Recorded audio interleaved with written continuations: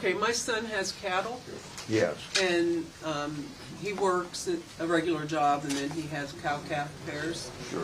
And so I just wonder how the tariffs will affect someone like him. So if, market-wise, Yeah, it and could. long-term. From this standpoint, it could affect, it's too early to make a judgment if what I'm going to say will happen. But for instance, one benefit might be from the fact that Australia today doesn't take our beef. So if Australia is one of those 100 countries that have come to Washington now to negotiate because Trump put the tariffs on, and we can get our beef into Australia, that would be to his benefit.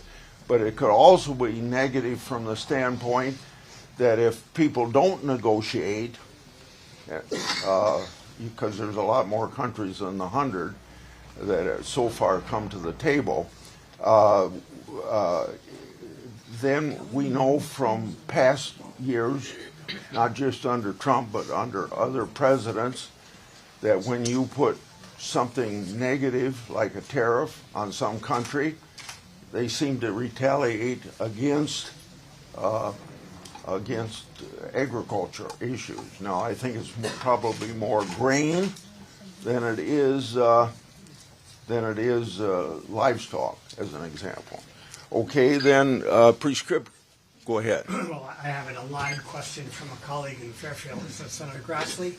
Thank you for co-sponsoring the Trade Review Act 2025, which would restore congressional oversight of President Trump's tariffs.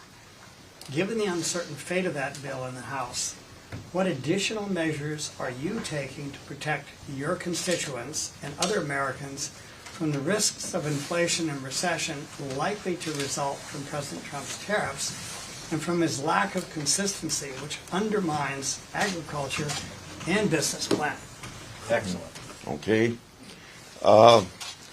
First of all, since you ask a question about my bill, Yes. it's prospective, not retroactive, and the reason it's raised now is if I'd raised this bill a year or two ago when nobody was talking about tariffs, who would care what Grassley wants to do about recapturing the constitutional power of Congress to regulate interstate and foreign commerce?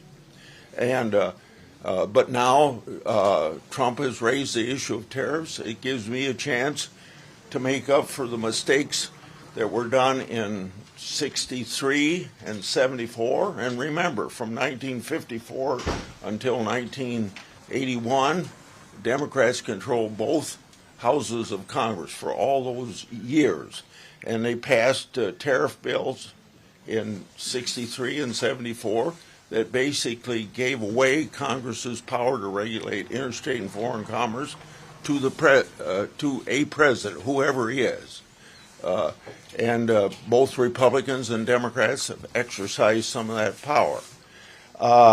So this is my attempt to recapture that power for the Congress of the United States, where it shouldn't have been given up in the first place. Now, okay.